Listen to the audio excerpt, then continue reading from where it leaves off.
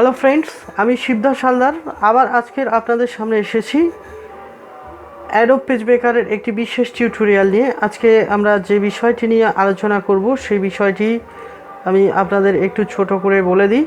সে বিষয়টি হচ্ছে utility menu. আজকে পার্ট 3 নিয়ে আলোচনা করব। এই নিয়ে মোট অ্যাডোব পেজমেকারের 11 পর্ব চলছে। তো আপনাদের অনুরোধ করব, এই ইউটিলিটি মেনুটি অনেক বড় মেনু এবং এটি অত্যন্ত কার্যকরী একটি মেনু। তো এই মেনুটির প্রথম থেকে শুরু করে শেষ পর্যন্ত যতগুলো টিউটোরিয়াল হয় তা আপনারা দেখবেন।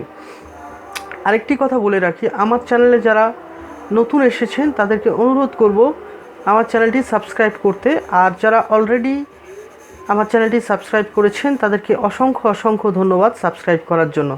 তো যাই হোক, আমি অ্যাডোব পেজমেকারে চলে যাব। আজকে যে বিষয়টি নিয়ে আলোচনা করব আমি সে বিষয়টি সম্পর্কে একটু সংক্ষেপে বলে দিই যে কোথা থেকে কোন পর্যন্ত আলোচনা হবে, তাহলে আপনাদের সুবিধা হবে। তো অ্যাডোব পেজমেকার ওপেন হওয়া পর্যন্ত আপনারা একটু অপেক্ষা করুন। তো অ্যাডোব পেজমেকার ওপেন হয়ে গিয়েছে। এখানে দেখুন, এখানে একটা নতুন পেজ আমরা নিয়ে নিচ্ছি। নেওয়ার পরে এখানে যে ইউটিলিটি মেনু আছে এখান থেকে বুক, এই বুক থেকে আমি আলোচনা শুরু করব। তারপর ইন্ডেক্স এন্ট্রি, শো ইন্ডেক্স এবং ক্রিয়েট ইন্ডেক্স, এই কটা জিনিস আমি প্রথমেই আলোচনা করে দেবো। তারপর ক্রিয়েট টেবিল অফ কন্টেন্ট, এটা আলোচনা করে দেবো এবং ডিফাইন কালারটাকে আমি আগে আলোচনা করে দিয়েছি। অর্থাৎ এই বুক থেকে শুরু করে এই পর্যন্ত আলোচনা করব। তো বই কম্পোজ করার জন্য আমি এটাকে মিনিমাইজ করে দিচ্ছি। এখানে দেখুন, আপনারা কি করেন সাধারণত চ্যাপ্টার ওয়াইজ কোনো জিনিস আর কি লিখে রাখেন। ধরুন চ্যাপ্টার 1, চ্যাপ্টার 2, চ্যাপ্টার 3। তো চ্যাপ্টার 1টা আমি এখানে ওপেন করছি।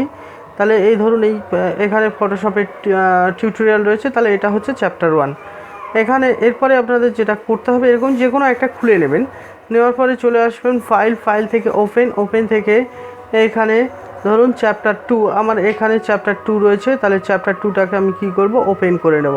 তাহলে দুটো ওপেন করলেন এবং 3 নম্বর কি করবেন, ওপেনে চলে যাবেন এখানে চ্যাপ্টার 3। তো আমি আপাতত এই 3টে জিনিস দিয়ে দেখাচ্ছি কি রয়েছে। তো চ্যাপ্টার 1-এ রয়েছে অ্যাডোব ফটোশপ, চ্যাপ্টার 2-তে রয়েছে অ্যাডোব পেজমেকার এবং চ্যাপ্টার 3-তে রয়েছে কোরেল ড্র। তো এর জন্য আপনাদের এবার যেটা করতে হবে সেটা হচ্ছে ইউটিলিটি মেনুতে চলে যাবেন, এখান থেকে বুকে চলে যাবেন। বুকে চলে যাওয়ার পরে এখানে দেখুন এই চ্যাপ্টার 3টা অলরেডি অ্যাড করা রয়েছে। তো কি করবেন, এখান থেকে চ্যাপ্টার 2 সিলেক্ট করবেন। চ্যাপ্টার 2 সিলেক্ট করে ইনসার্ট করবেন এবং এখানে তাহলে 2, 3 হয়ে গেল এবং চ্যাপ্টার 1 এটাকেও ইনসার্ট করিয়ে নেবেন।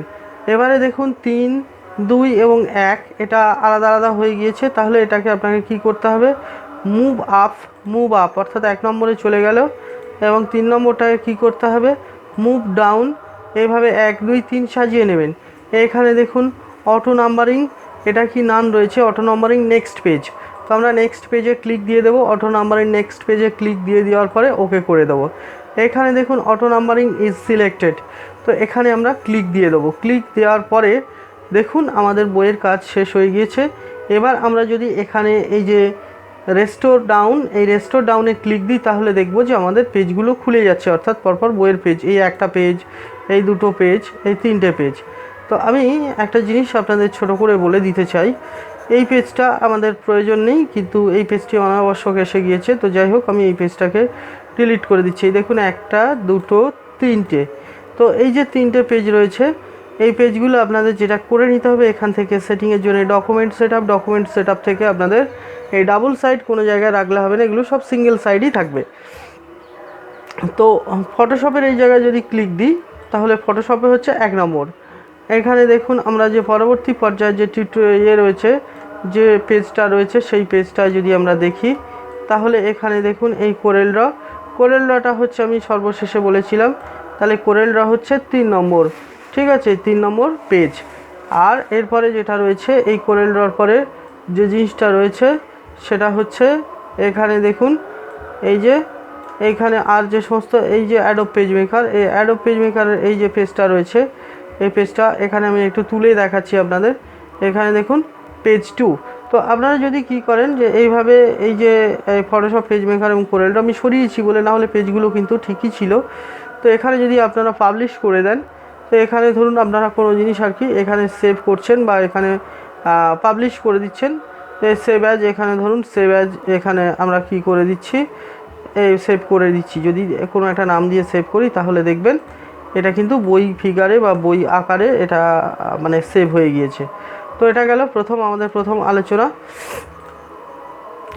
দ্বিতীয় যে আলোচনা, দ্বিতীয় পর্বটা রয়েছে, দ্বিতীয় পর্বে আমি যাওয়ার জন্য জাস্ট আমি বন্ধ করলাম, এটা দেখানোর জন্য আমি আবার কি করছি, আবার পেজটাকে নতুন করে অ্যাডোব পেজ মেকার ওপেন করে নিচ্ছি। অ্যাডোব পেজ মেকার ওপেন হওয়া পর্যন্ত আপনারা প্লিজ একটু অপেক্ষা করবেন।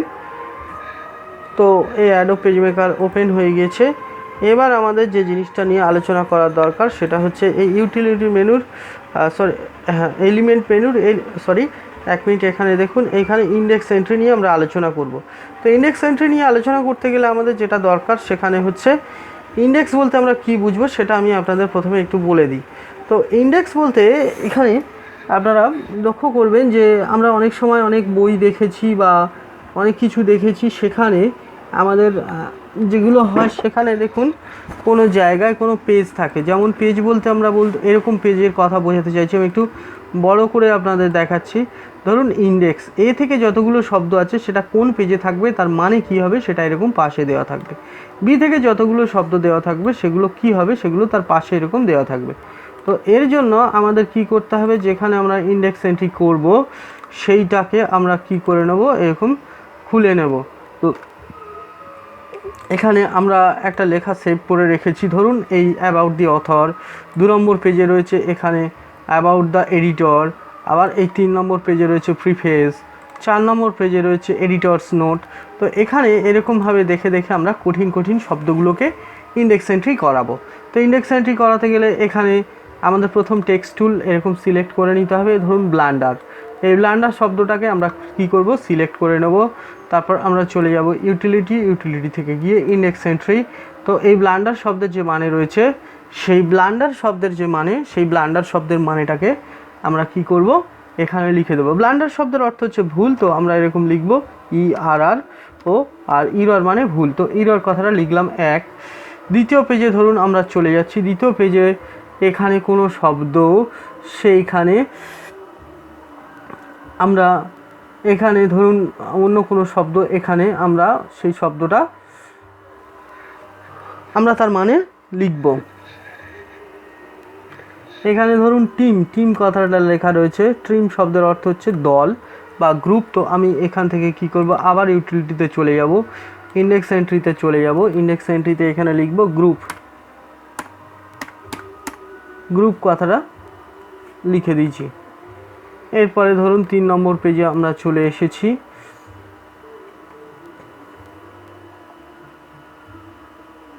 অ্যাসপেক্ট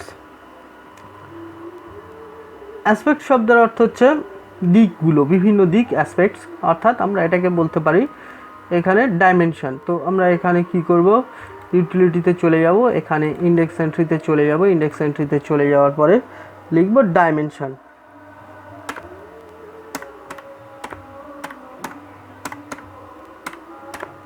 লিখে দিয়েছি। তো এভাবে আমরা কি করেছি, 3টে পেজ থেকে 3টে নিয়েছি, যতগুলো পেজ থেকে আমরা নিতে পারবো, আমাদের কোনো অসুবিধা নেই। এবার এইখানে ইন্ডেক্স এন্ট্রি হলো, এবার আমরা কি করব, শো ইন্ডেক্স।